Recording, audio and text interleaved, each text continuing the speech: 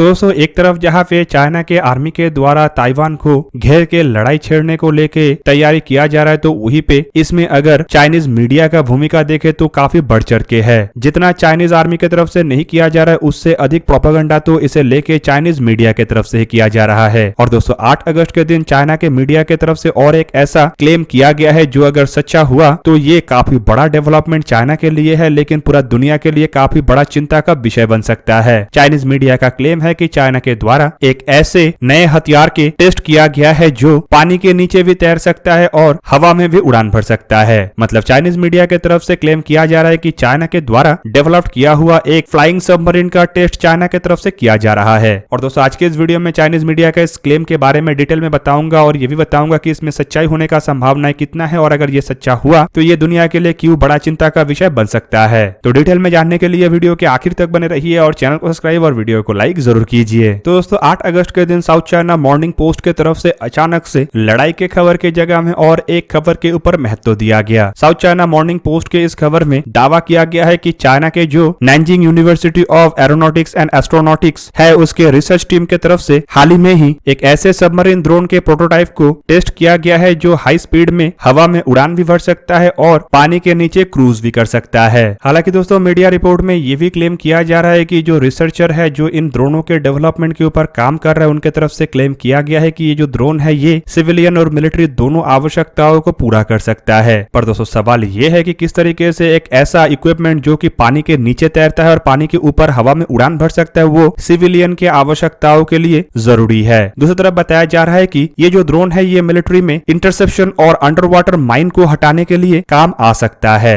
रिसर्चरों का ये भी दावा है कि इसमें प्रोपल्शन के लिए 4 प्रोपेलर का इस्तेमाल किया गया है, जिनमें 2 प्रोपेलर फ्रंट सेक्शन में है और ये तब टाइट रहता है जब ये पानी के नीचे तैरता है। हालांकि पानी के नीचे ये काफी स्लो रफ्तार में लीनियर और पर्टिकुलर एरिया में लॉन्ग ड्यूरेशन के लिए आगे बढ़ सकता है, लेकिन हवा में इसका रफ्तार काफी अधिक होगा, ऐसा रिसर्चरों का क्लेम है। दोस्तों ये जो ड्रोन है इसमें 2 लंबे आकार के विंग है, ऐसा भी दावा किया जा रहा है। और ये भी बताया जा रहा है कि जब ये पानी के नीचे तैरेगा तो ये फोल्ड होके ड्रोन के बैक साइड के ऊपर आ जाएगा, जिससे एक स्ट्रीमलाइन सबमरीन जैसा शेप भी मिलेगा ताकि ये जो ड्रोन है ये पानी के नीचे बिना ड्रैग के आगे बढ़ सके। हालांकि दोस्तों बताया जा रहा है कि ये जो ड्रोन है जब हवा में उड़ान भरेगा तो उससे पहले ये ड्रोन पानी के सतह के नीचे से पानी के सतह के ऊपर आएगा और उसके बाद इसके विंग को खोला जाएगा और खोलने के बाद ये अपने सामने वाले प्रोपेलर के सहारे पानी के ऊपर से उड़ान भरेगा। चाइनीज रिसर्चरों का क्लेम ये भी है कि ये 120 किलोमीटर पर आवर के रफ्तार में उड़ान भर सकता है, जो कि प्रोपेलर ब्लेड वाले ड्रोनों के मामले में काफी अधिक भी है। और कई जगह में तो ये भी क्लेम किया जा रहा है कि इस तरीके के ड्रोन अगर इतने रफ्तार में उड़ान भर सकता है तो ऑब्वियसली ये ऑर्डिनरी ड्रोन के मुकाबले में दुगना ताकतवर होगा।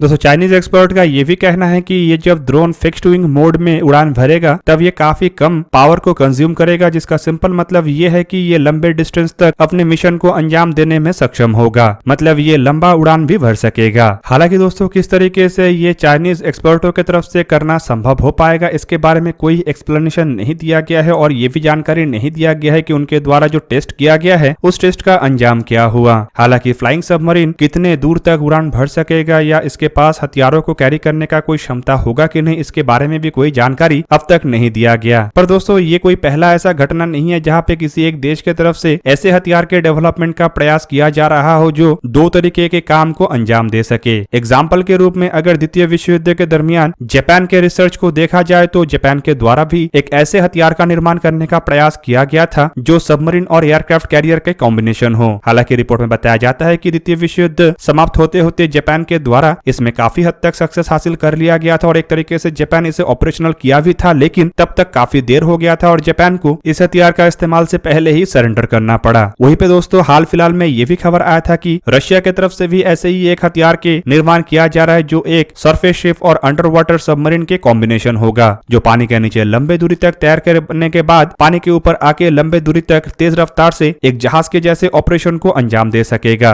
पर दोस्तों अगर देखा जाए तो इस तरीके का हथियार शायद ही इतना कारगर हो जितना अंडर वाटर एयरक्राफ्ट कैरियर या फिर फ्लाइंग सबमरीन का प्रोजेक्ट हो। दोस्तों फ्लाइंग सबमरीन के प्रोजेक्ट के ऊपर कई सारे देशों की तरफ से पहले भी काम किया चुका है और अमेरिका की तरफ से भी ऐसे ही एक फ्लाइंग सबमरीन डेवलप करने का जिक्र साल 2010 में किया गया था। दोस्तों अमेरिकी नेवी के लिए ये काफी महत्वपूर्ण प्रोजेक्ट था और रिपोर्ट में बताया जाता है कि अमेरिका के द्वारा इसे लेके डिजाइन के काम को भी अंजाम दिया गया था और 2 सबमर्सिबल एयरक्राफ्ट के डिजाइन वेरिएंट 1 और वेरिएंट 2 के अंतर्गत आगे बढ़ाया गया था। हालांकि ये रिसर्च के काम कहां तक गया या क्यों बंद किया गया इसके बारे में कोई जानकारी नहीं है, लेकिन बताया जाता है कि अमेरिका की तरफ से जो 2 वेरिएंटों का डेवलपमेंट किया गया था वो असल में 185.2 किलोमीटर पर आवर की रफ्तार में उड़ान भरने में सक्षम था और पानी के नीचे रफली तैरने भी समर्थ था। रिपोर्ट में ये भी बताया जाता है कि अमेरिका के द्वारा इसका टेस्ट भी किया गया था और करीबन 12 नॉटिकल माइल मतलब अप्रोक्सीमेटली 22 किलोमीटर तक इन प्रोटोटाइपों ने फ्लाई भी किया था। पर दोस्तों इस तरह के कॉन्सेप्ट को कभी भी प्रैक्टिकल कॉन्सेप्ट नहीं रखा गया है, क्योंकि अगर ये प्रैक्टिकली इतना उपयोगी होता तो अब तक अमेरिका या रशिया जैसे देशों की तरफ से इसके ऊपर काम किया जा चुका होता। पर दोस्तों चाइना जिस तरीके के हथियार के डेवलपमेंट का बात कह रहा है, इसे अगर चाइना की तरफ से प्रैक्टिकल करना संभव हो पाया तो ये पूरा दुनिया के लिए खतरा बनेगा, क्योंकि ऑलरेडी चाइना पूरा दुनिया के लिए खतरा बना हुआ है। और जिस तरीके से चाइना के द्वारा अपने नए मंसूबे के अंतर्गत इंटरनेशनल लॉ को वायलेट करते हुए अपने इरादे का जिक्र किया जा रहा है, जिस तरीके से चाइना विस्तारवादी नीति को आगे बढ़ा रहा है, उसमें इस तरीके के हथियार बढ़ावा देगा और एक तरीके से चाइना को ताकतवर बनाएगा। और चाइना का ताकतवर होने का मतलब सिंपली ये है कि पूरा दुनिया के लिए विनाश को घर तक बुला के लाना। दोस्तों आपके जानकारी के लिए बता दूं कि अगर चाइना एक फ्लाइंग सबमरीन निर्माण करने में सक्षम होता है तो ऑब्वियसली इसका इस्तेमाल करके चाइना लंबे दूरी तक पानी के नीचे से तैर के दुश्मन के कोस्ट के नजदीक आ सकता है और उसके बाद तुरंत ही इसे हवा में टेक ऑफ करा के दुश्मन के लैंड बॉर्डर के ऊपर निगरानी रख सकता है। हालांकि इस तरीके के काम फिलहाल के हथियारों के द्वारा पॉसिबल इसीलिए नहीं होता है क्योंकि अगर कोस्टल लाइन के नजदीक निगरानी रखना होता है तो सबमरीनों का इस्तेमाल होता है, तो वहीं पे कोस्टल लाइन तक अगर उस देश के बॉर्डर नहीं मिलता है तो वहां तक अनमैन एरियल व्हीकल या अन्य एयरक्राफ्टों को लाना काफी रिस्की होता है, क्योंकि वहां पे डिटेक्ट हो जाने का संभावना रहता है और ऐसे में मार गिराने का भी संभावना बढ़ जाता है। पर अगर कोई हथियार समुद्र के नीचे से कोस्ट लाइन तक आता है और उसके बाद टेक ऑफ करके कोस्ट लाइन के डिफेंसेस को जांच के फिर से समुद्र के अंदर जाके पानी के नीचे डुबकी लगा लेता है तो ऑब्वियसली इसे डिटेक्ट कर पाना या इसके बारे में जान पाना काफी मुश्किल होगा, क्योंकि बड़े समुद्र में ऐसे छोटे हथियारों के ऊपर नजर रखना लगभग इम्पॉसिबल है और कोस्टल लाइन में कहां पे ये टेक ऑफ करेगा और कहां से निगरानी रख के फिर वापस चला जाएगा ये भी जानना लगभग इम्पॉसिबल है। हालांकि दोस्तों अगर अनमैन एरियल व्हीकल को देखा जाए तो ये एक बार डिटेक्ट हो जाने के बाद इसे फिर से संपूर्ण बाउंड्री को क्रॉस करते हुए दुश्मन के क्षेत्र तक वापस जाना पड़ेगा, लेकिन इस तरीके के अनमैन फ्लाइंग सबमरीन एक बार अगर डिटेक्ट हो जाता है तो इसे खाली पानी तक जाके डुबकी लगाना आवश्यक है, क्योंकि पानी के नीचे डुबकी लगाने के बाद शायद ही इसे पकड़ना संभव हो पाएगा, क्योंकि पानी के नीचे इतने छोटे ऑब्जेक्ट को डिटेक्ट कर पाना काफी मुश्किल होता है। हालांकि दोस्तों ये खतरा भारत के लिए सबसे अधिक होगा, क्योंकि चाइना लगातार कोस्ट लाइन के नजदीक अपने जहाजों को भेजने का प्रयास करता रहता है, जिसमें चाइना को बार बार विफलता का सामना करना पड़ता है। एक तरफ जहां पे उत्तरी बॉर्डर में China line of actual control में अपने अनमैन एरियल व्हीकल और एयरक्राफ्टों के द्वारा भारत का निगरानी रखने का प्रयास कर रहा है, तो वहीं पे पाकिस्तान के साथ लगे हुए लाइन ऑफ कंट्रोल और इंटरनेशनल बॉर्डर में भी चाइना की तरफ से ऐसा प्रयास को चलाना काफी आसान है, क्योंकि चाइना को पाकिस्तान के क्लोज टर्न एलाई के रूप में भी देखा जाता है और पाकिस्तान जिस तरीके से चाइना के कर्ज के जाल में गुलाम बना हुआ है उससे पाकिस्तान चाइना को ऐसे हरकतों को अंजाम देने से रोक भी नहीं सकता। हालांकि श्रीलंका के थ्रू चाइना भारत के दक्षिणी क्षेत्र में नेवल इंस्टॉलेशन और बेसिस का जानकारी जुटाने का प्रयास कर रहा है और ऐसे ही प्रयास में चाइना की तरफ से श्रीलंका में एक स्पाई शिप को भेजने का तैयारी किया गया था, जिसमें श्रीलंका की तरफ से ऑब्जेक्शन फिलहाल रेस किया गया है, लेकिन बताया जा रहा है कि चाइना लगातार श्रीलंका की तरफ इस जहाज को भेज रहा है ताकि 11 तारीख तक ये जहाज श्रीलंका पहुंच जाए। तो चाइना दक्षिण भारत में भारतीय नौसेना का इंस्टॉलेशनों के बारे में जानकारी हासिल करना चाहता है और खास करके अंडमान निकोबार कमांड में भारत का इंफ्रास्ट्रक्चर किस तरीके का है और कैसे भारत यहाँ से अपने नौसैनिक बेड़े को इस्तेमाल करना चाहता है इसका जानकारी हासिल करना चाहता है। पर दोस्तों चाइना को इस बारे में फिलहाल सक्सेस नहीं मिल रहा है, क्योंकि भारत के पास जो P-8I मैरीटाइम सर्वेलेंस एयरक्राफ्ट है इसके निगरानी से चाइना के सबमरीन ना बच पाता है और ना ही जहाजे भारत के कोस्ट लाइन के नजदीक आ पाता है। हालांकि दोस्तों अगर इस तरीके के अनमैन अंडर वाटर और फ्लाइंग ड्रोन के डेवलपमेंट चाइना करने में सक्षम होता है तो ऑब्वियसली सबसे पहले इसका इस्तेमाल भारत के खिलाफ ही चाइना करेगा। इवन दोस्तों पिछले साल के रिपोर्ट के मुताबिक चाइना के द्वारा साल 2020 में ही अपने एक अनमैन अंडर वाटर व्हीकल को भी इंडियन ओशन के अंदर डिप्लॉय किया गया था और कई महीनों तक ये पानी के नीचे रह के पानी के नीचे निगरानी और पानी के नीचे मैपिंग का काम को भी अंजाम दिया है। और दोस्तों इससे आप समझ सकते होंगे कि कैसे भारत के लिए ये खतरनाक बात है और खाली भारत नहीं बल्कि चाइना के साथ लगभग दुनिया के सभी देशों का एक तरीके का फड्डा है और सभी देशों के लिए चिंता का विषय बन सकता है। तो दोस्तों ये था आज का वीडियो। अगर आपको वीडियो अच्छा लगा तो लाइक कीजिए और मेरे चैनल को सब्सक्राइब कीजिए और साथ में बना हुआ बेल आइकन को भी प्रेस कर दीजिए ताकि आप मेरा वीडियो देख पाए सबसे पहले। जय हिंद।